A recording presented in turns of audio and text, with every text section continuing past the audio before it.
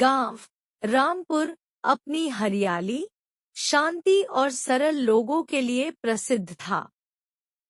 लेकिन इस गांव की एक खासियत और भी थी। यहाँ एक पुरानी हवेली थी जिसे लोग भूतिया हवेली कहते थे। दशकों से यह हवेली वीरान पड़ी थी और गांव वालों के बीच इसे लेकर कई भूत प्रेत की कहानियां प्रचलित थीं। चुनाव की तैयारी और डर का माहौल रामपुर में इस बार पंचायत चुनाव होने वाले थे। पूरे गांव में चुनावी माहौल गर्म था। दो मुख्य प्रत्याशी थे, रामलाल और बंसीलाल।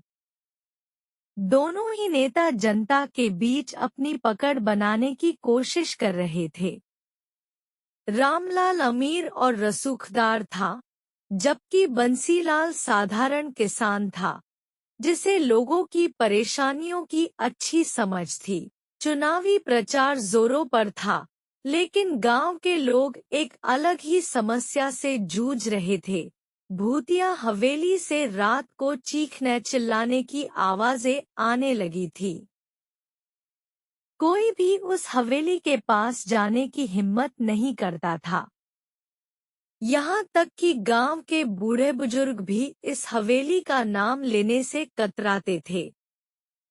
अनोखी घटना की शुरुआत। एक रात की बात है। रामलाल और बंसीलाल अपने समर्थकों के साथ चुनाव प्रचार कर लौट रहे थे। तभी रास्ते में हवेली के पास उनकी बैलगाड़ी का पहिया टूट गया। सभी सहम गए। हवेली से ठंडी हवा के झोंके के साथ किसी महिला के रोने की आवाज आ रही थी। रामलाल ने हिम्मत दिखाने की कोशिश की और कहा, यह सब बेकार की बातें हैं, चलो इसे नजरअंदाज करो।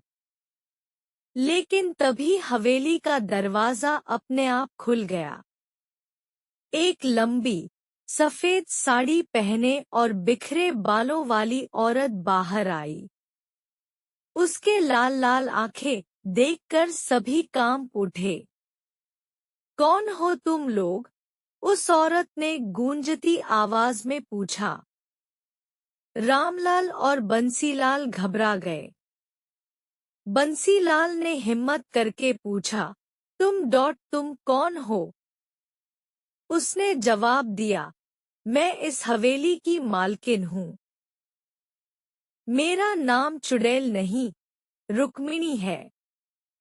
लेकिन लोगों ने मुझे चुड़ैल बनाने बताया कि वह इस गांव की बेटी थी।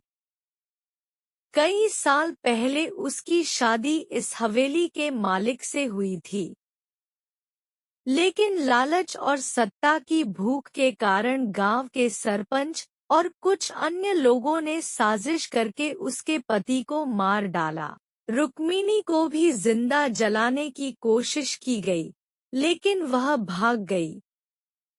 वह बदला लेने के लिए वापस आई थी, लेकिन तब तक दोषी लोग मर चुके थे।